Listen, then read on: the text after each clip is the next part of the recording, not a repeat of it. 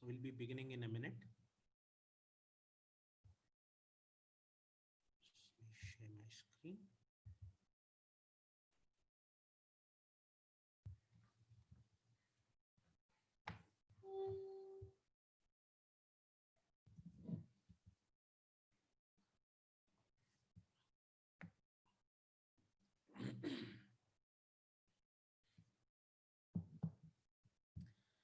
Hello and welcome to the Empathic Designer Podcast free monthly webinar series. I'm your host and presenter for the day, Vaidishwaran.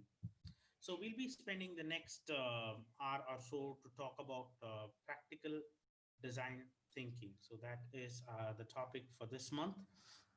So for those who are new to this channel, I'm Vaidishwaran Vedikri from Chennai, India.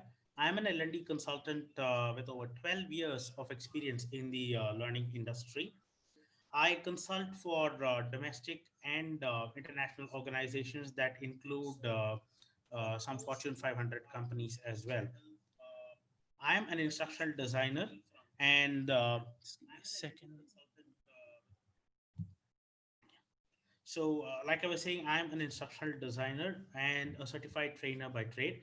And apart from this, I'm also a Carnatic music vocalist with over 17 years of formal training. And I'm also an audiophile, constantly dabbling with anything related to sound and sound engineering. And I also host the Empathic Designer podcast, where I talk about some of the latest and the greatest in the learning industry, not just from a designer's perspective, but also from the end user's perspective. Because the mark of a great design isn't just the strategy and the technology that goes into it, but a great design earns its name based on the measurable outcomes and the impact it creates for the learners, making their place, their day, a much better day and place to be. So my channel is available on YouTube in video format, and this webinar is being live streamed over there as well. And if you are interested in the audio only version of this channel, the channel is available on Spotify, Apple Podcast, Overcast, and Anchor. So if you haven't already done it, you can go ahead and subscribe to my channel for getting those regular updates from my channel. So let's continue with some of the housekeeping items. So all participants will be switched to mute, and if you would like to talk, please unmute yourself. And once you're done with your speaking, you can go back to mute. I would recommend switching your mobiles to silent mode to enable concentrate on this particular session. So for those who are not familiar with the Zoom interface, this is a screenshot that shows the various controls that are available to you during the session. For the controls that are displayed at the bottom of your screen, you can hover your mouse pointer over it to view the controls. If you are accessing this particular webinar from your mobile device, you can access the controls by tapping the screen of your mobile device. And mobile users can toggle between the presenter mode and participant list by swiping their screen from right to left. So without further ado, let's get started. So what we'll be looking at today is a human-centric method of problem solving. So as learning professionals, our success is determined by the level of learner centricity. In all our efforts, we must understand their needs and pain points and create innovative solutions to make their lives much easier and make their world a much better place to be. And this is how we, as learning professionals, win. The practice and application of design thinking on our everyday work will help us achieve this exact same thing. While I will be talking about design thinking from an L&D perspective, these principles can also be applied by anyone in the industry to make in order to create innovative solutions to problems um, that are in hand. So we'll start today's session by understanding what is meant by the design thinking mindset. And then we'll move straight into the 5 stages of design thinking and how to work with these 5 stages in the real world. You can free feel to interrupt me anytime with any questions. However, if you feel that you would like to save your questions towards the end of the session, I would definitely recommend that, because we will have some time towards the end where you can post your questions.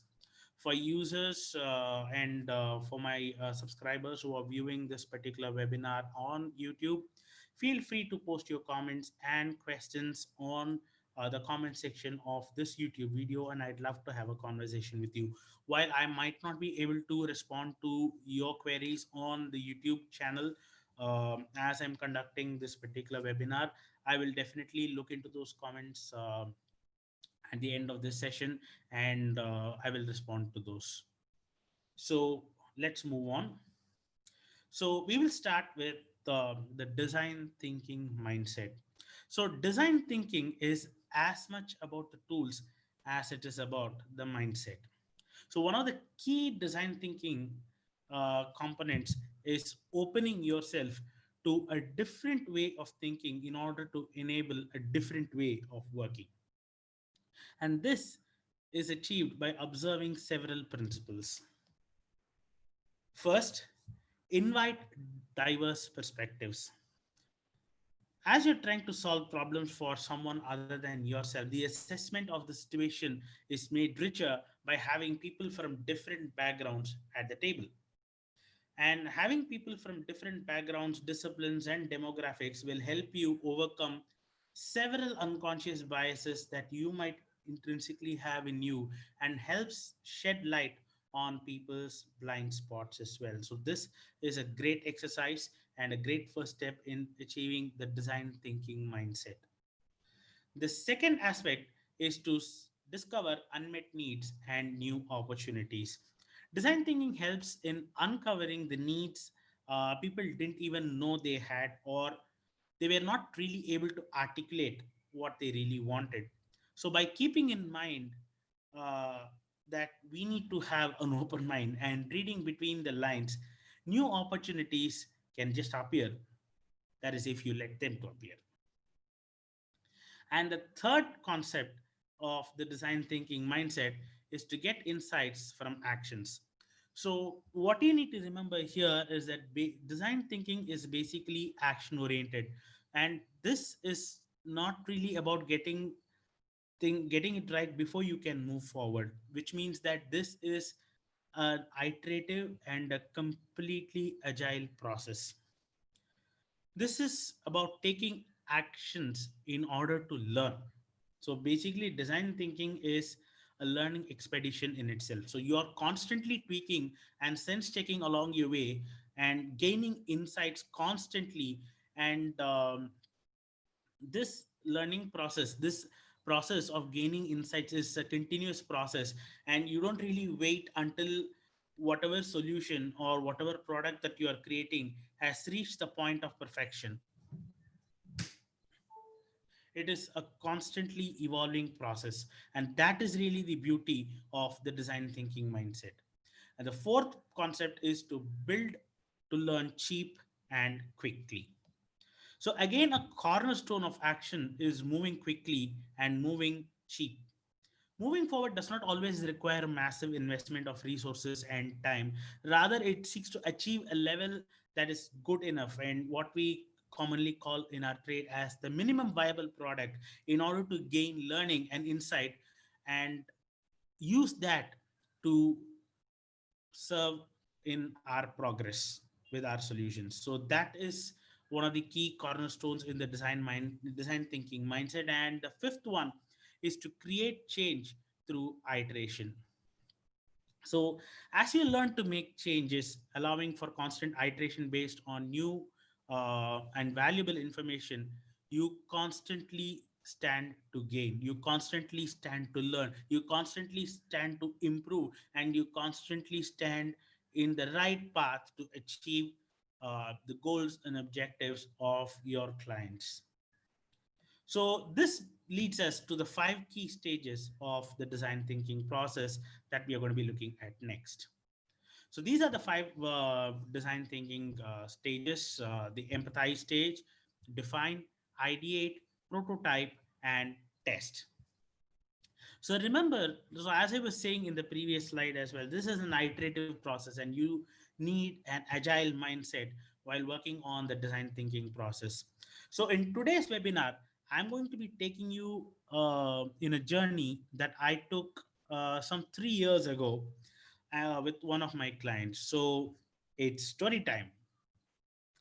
So, case in point, this was in the year 2017. I think it was July 2017. So, I was in Delhi with my team for a 3 day event organized by Fiki. And I was at this event with my director, my head of learning, head of sales, and two folks from the sales team. So, and we also had one person from marketing as well. So, we were the group and we attended this event at Fiki, and we met a lot of interesting people. Had a lot of great conversations, and one of them said that they would like to have a session with us on a one-on-one basis. They wanted to consult with us for some ideas, and they invited us to their office the next day. So that's where we went the next day. So it was a bright, beautiful morning, and we took a short drive from Delhi to Noida to visit their company headquarters.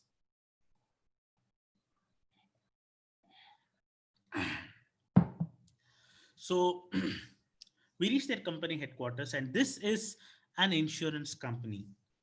So we were welcomed by the regional manager and the zonal head of sales and the training manager as well, and we were ushered into the conference room. So here's their challenge.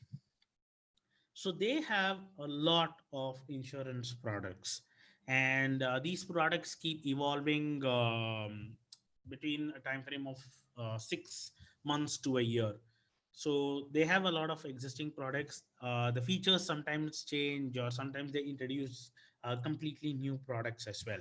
So they have an in-house media team that is involved in creating small training videos, and they're also responsible for creating pamphlets and some of the materials, brochures and things like that, that goes along with the package, the insurance product package.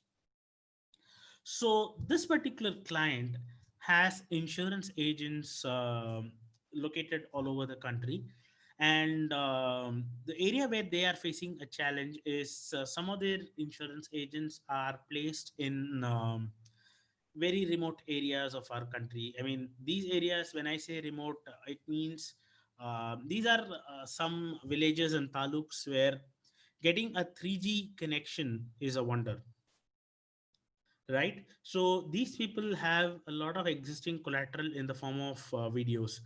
So the problem that they are facing is these agents who are located in these remote areas are having a real hard time. They're struggling to download these videos and watch those training videos.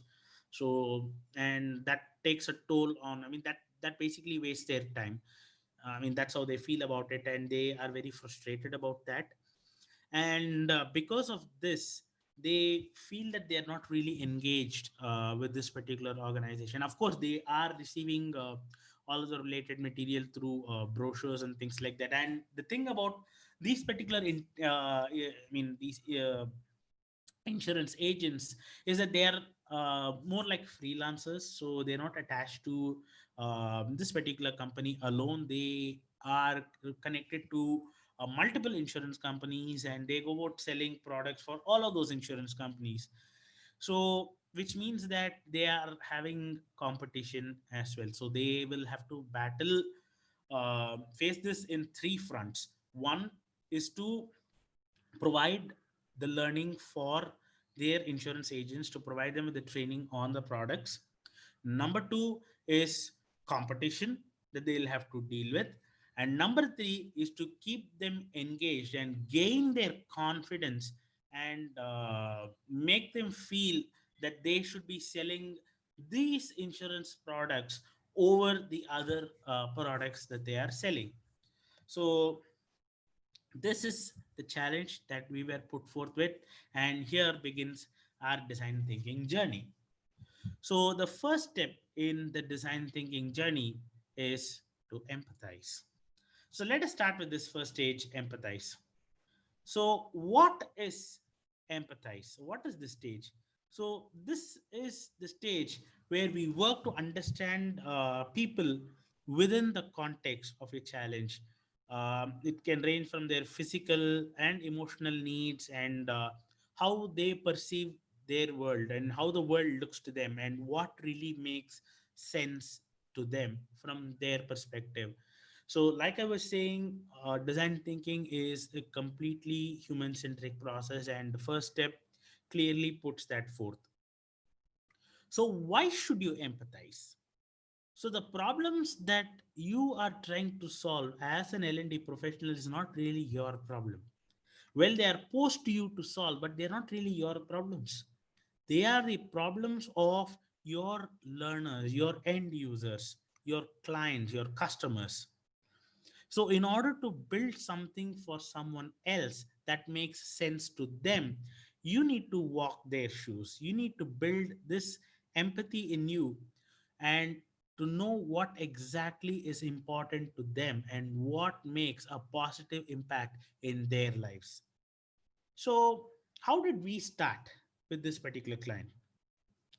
So we did a little bit of digging, and we had some additional conversations with them, and we did get some inputs from them in the form of some of the feedback that they've received from their agents, and this was a good place to start. So we left their office and we headed out for lunch. And during our lunch, one of the salesmen narrated his personal experience working with a previous organization where he was posted in a rural area, and he faced similar challenges in getting in touch with the corporate office and kind of engaging with them in a meaningful manner. And this was a godsend for us as he helped us, and our conversation helped us to really understand the pains, the pulls and pains of someone who's working from a remote or a rural area, and helped us walk in his shoes to really understand how they perceive the world and what they would really like to have in their lives. So, how do we empathize? Interviews is one of the best ways to build build up empathy. So you need to remember three main things during such interviews. The first one is observation. So when you observe, you must view users and their behaviors in the context of their lives. The second is to engage. Interact with the users. I mean, when you interact with the users, I mean, this need not be a formal interview. You can just have a very casual conversation with them. In fact, I was so this was for another client. So I was spending 3 days at their factory. So this client is based out of Mumbai. So when I did a 3 day visit of their factory, I had a conversation with their HR folks and their operational heads and things like that. So when it was time for lunch, I said that I wanted to go to the pantry of the factory and have some lunch. So there I ran into some of the floor workers who are actually on the floor, who are actually on the job, and for whom we are actually trying to do a performance intervention. So when I had a conversation with them, it completely changed my perspective of what I was having in my mind and what I wanted to do post my conversation with the management and the HR. This gave me a completely different picture. So, conducting these interviews is of great value to establish this empathy. And like I was saying, you don't have to make these interviews formal, it can be really casual. You can just have a conversation, just get a cup of coffee and have a chat with them. The more informal the setup is, the more candid the responses will be, and the more helpful those responses will be. So, make sure that you interview them and make sure that you have your interview notes handy. when you go into this process of working on empathy. So once you've conducted your interviews, it is time to assemble your thoughts in order to do a deep dive, and you can do this in multiple ways. So one of the common ways of doing this deep dive is by conducting a mind mapping exercise. So you have your core objectives in place. So you have received. So based on your analysis, you have understood that what exactly is going to be the core idea of your solution, and you can organize your meeting notes around that idea and try to establish some connections. And when you establish these connections, you are actually conducting a deep dive over here, and you will begin to see things becoming more things getting a little bit more clarity. And another way of performing this deep dive is by creating your learner or user personas.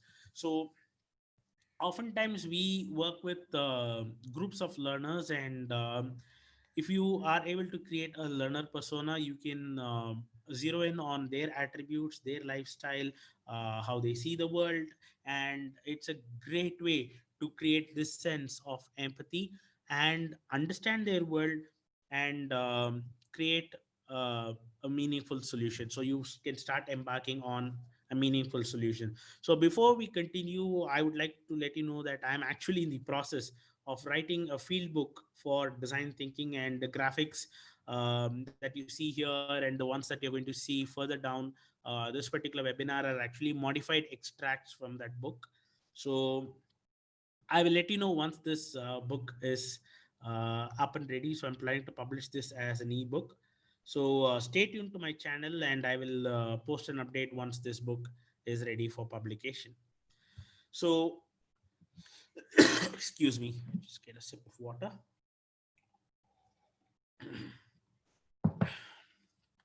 So let's continue to the next stage, define.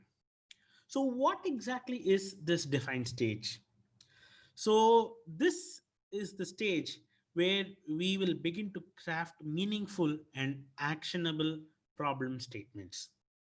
So these problem statements are nothing but a point of view. And this statement should be our guiding statement that focuses on the needs and insights of the learner or the learner group or your client. So a good point of view is one that provides focuses and frames the problem and informs criteria for evaluating and completing ideas, and it also helps in empowering your team to make decisions independently and in parallel. So you can look at this particular template. So once you have completed your deep dive, you can classify and extract information that helps you identify what are the needs for this particular problem, and what are some of the insights that you have gained by talking to these people. So crafting a problem statement forces you to explicitly express the problem that you are solving, which is often based on the needs and insights. And this stems from the work that you've done on empathy in the previous stage. So, coming back to our story, we returned back to our hotel in the evening, and after another client meeting, we had a roundtable discussion during dinner.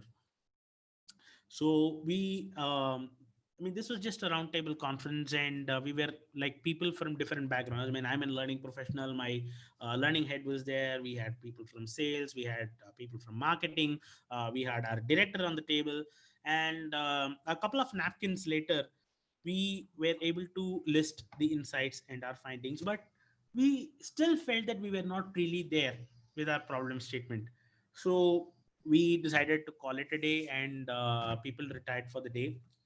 But me and my learning head, we were still we still wanted to, we still felt that we had something to discuss for that day. So we just got out of the hotel. It was around 10 in the evening.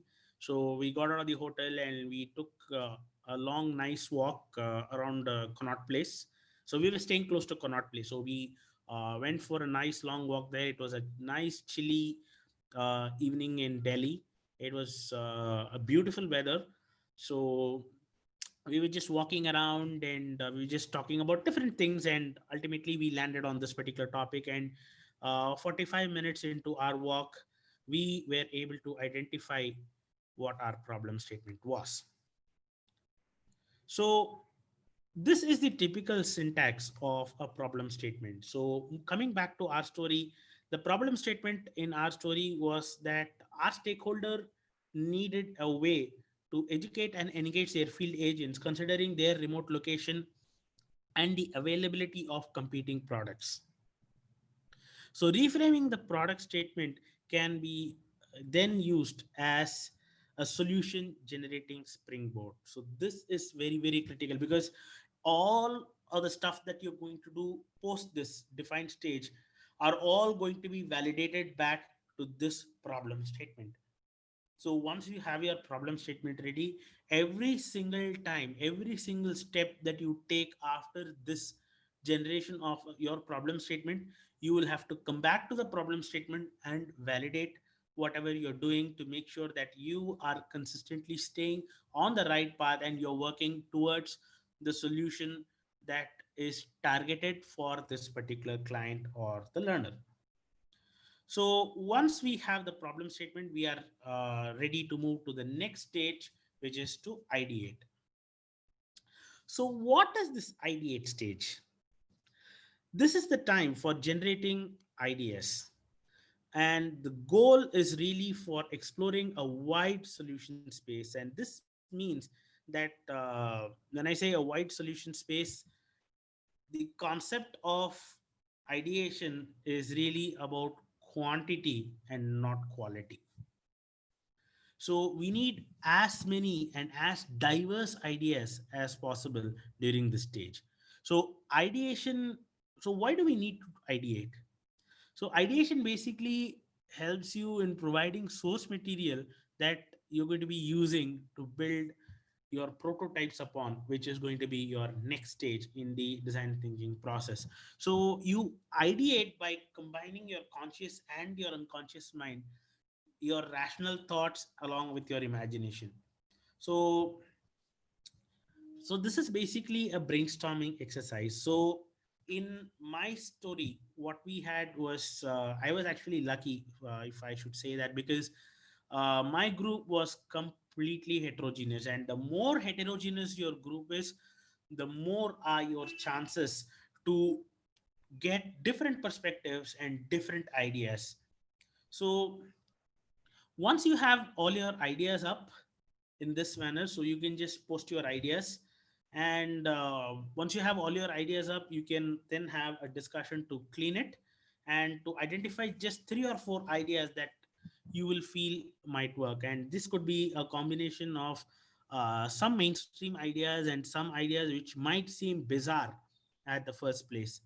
So in fact, in the ideation meetings that I conduct for my product projects, I usually encourage bizarre ideas, because while it may seem odd or out of the box at the first place, you'll never know what you will stumble upon. And this is exactly what happened in our story. So coming back to our story, it was the next day and we had to meet another client for a presentation at Mathura. So we finished our breakfast at the hotel. We packed our stuff for the presentation, and we started from Delhi on our long drive to Mathura at around 9 in the morning. Our appointment was at noon, so which was quite good. So we had 3 hours time, which is quite plenty. So as we were driving, we spent some time collating our individual ideas and pulled them into a single sheet of paper. From this, we identified a couple of traditional and a couple of far-fetched ideas which we felt were worth the discussion.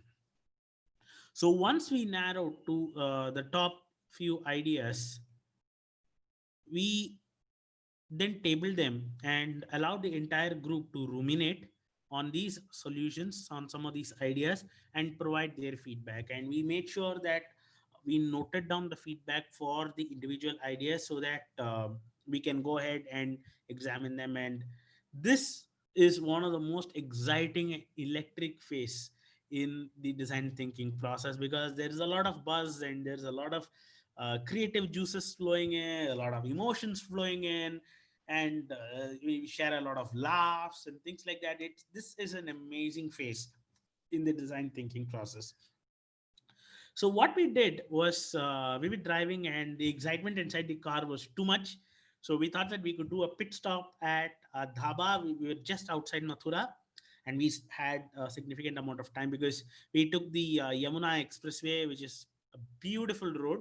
So we had time. We could stop just outside Mathura at a Dhaba, and we just thought we could have a quick break, catch some snacks ahead of the presentation, and this is a selfie that I took of myself at the Dabba, and it was at this Dabba where we worked on identifying those two to three ideas, two to three solutions, possible solutions, and gathered feedback. So you can see those cots over there. So we were like sitting in a circle and village style and gathering those ideas.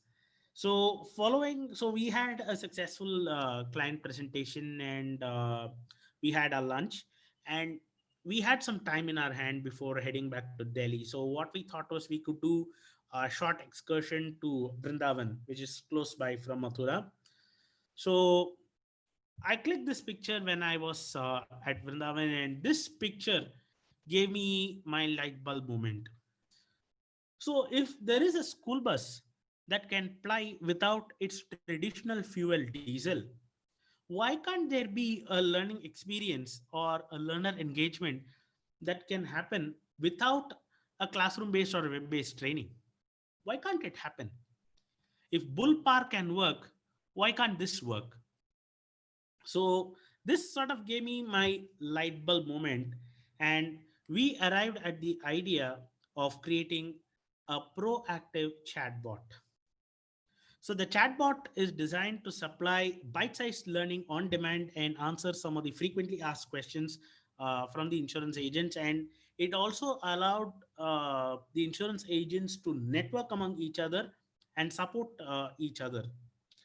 So this was the initial idea, and we had the entire team chipping in. And on our journey back to Delhi from Vrindavan, we were able to come up with a solution, a structure for a solution that we felt we could actually get it tested. I mean, make something out of it to be presented for our stakeholders. And this took us to our next stage, which is the prototyping stage. So, what is this prototyping stage? So this is the penultimate stage in the design thinking process. So you've empathized with your user. You've narrowed down the challenge to encapsulate their point of view. You've ideated on this point of view. You've gathered like a ton of ideas. You've selected those elements within those ideas that you think fit best.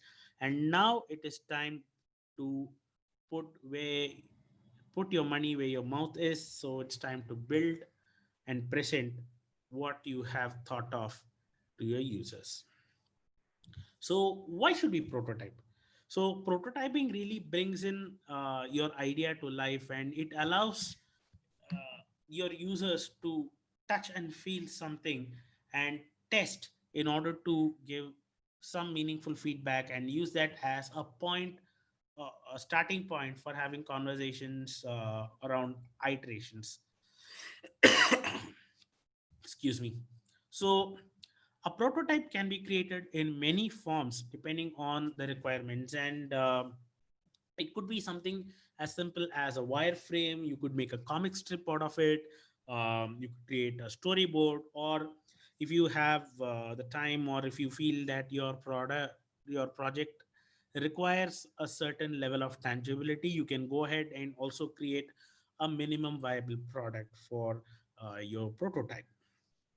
So your prototype really helps with identifying areas of improvement, or generate additional ideas. So transforming a solution into a prototype helps identify real world issues and also helps you to create possible solutions for those, and also to add some embellishments to the particular product to make it a little more complete from the end user's perspective.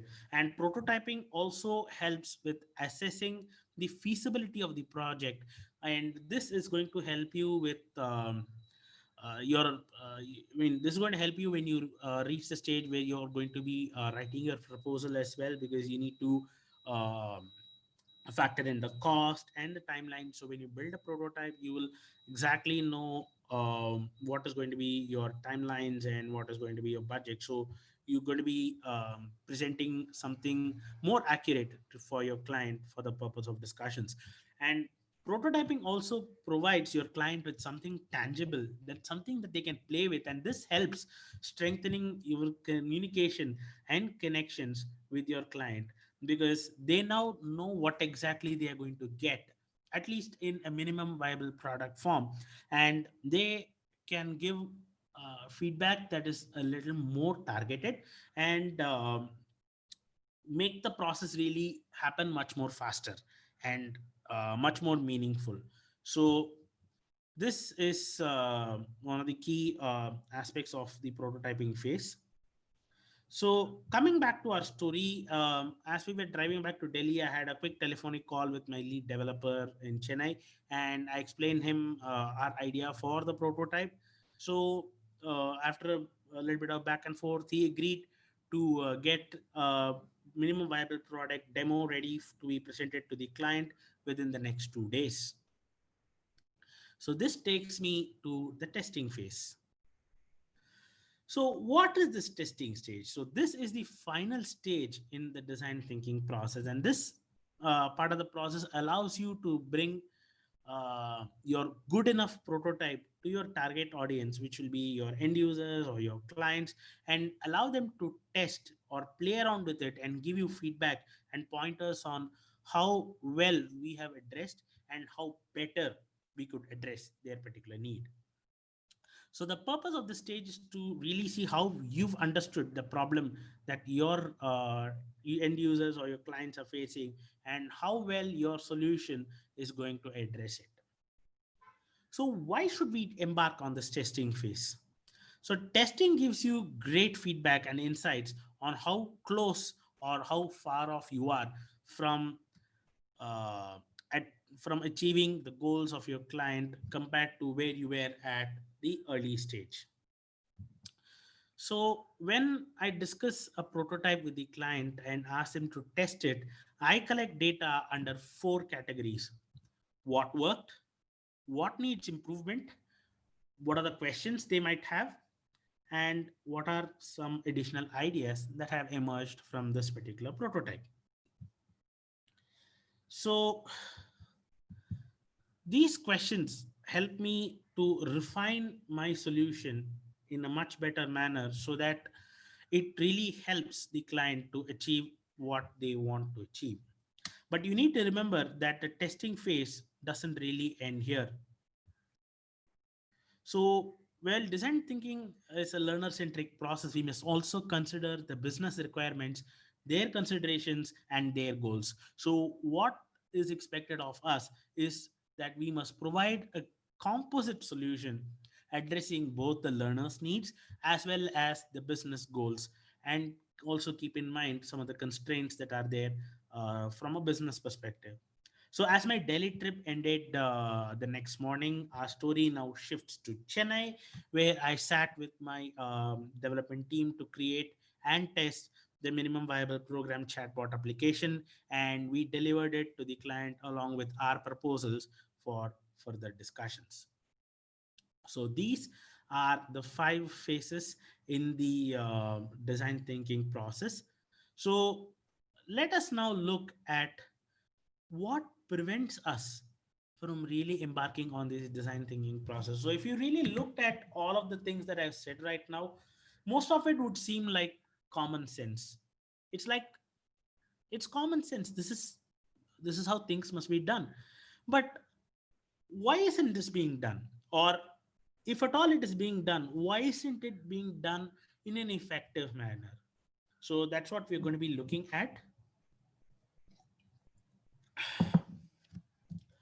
So there are a number of reasons why successful design thinking exercises cannot happen.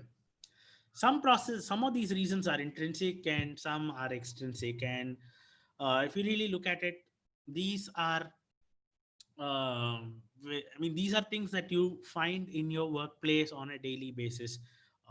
Some attributes or idiosyncrasies that an individual brings to the table in the team, uh, or the perception that a team has as a group towards certain things, the way in which they approach certain things, the culture of their organization, and the environment in which they're working on. This doesn't apply just to um, us L&D folks. It also applies to the other side of the table from a client's perspective.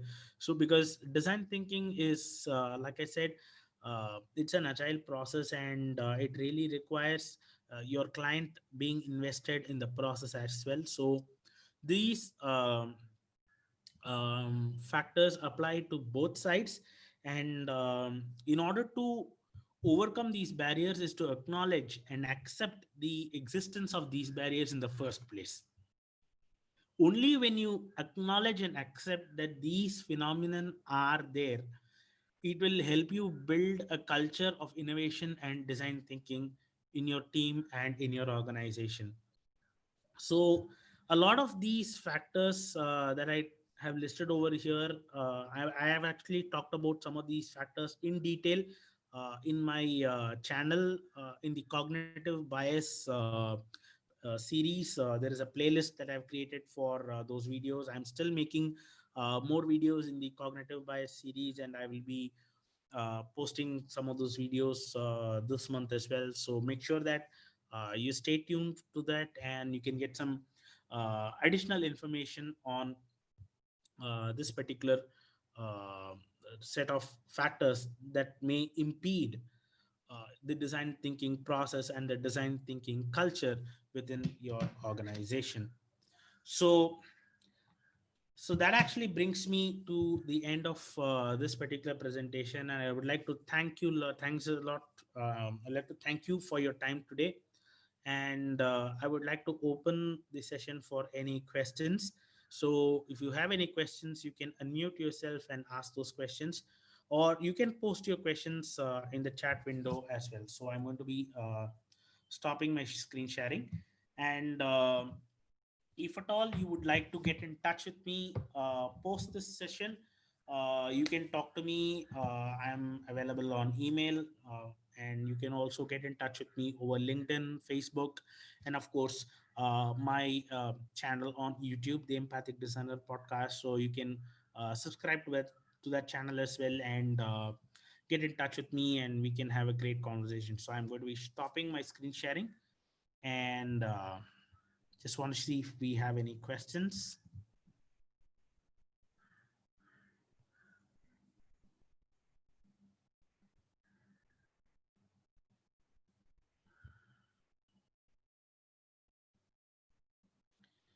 Okay, so looks like we don't have any questions, and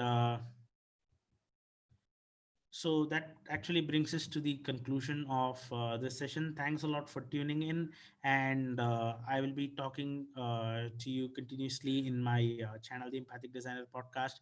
And this video, this particular session, like I said, is being streamed on YouTube as well. So if you have any questions, you can post your questions and comments on YouTube as well, and I'd love to take those questions and have a conversation with you. Thank you, and have a wonderful day.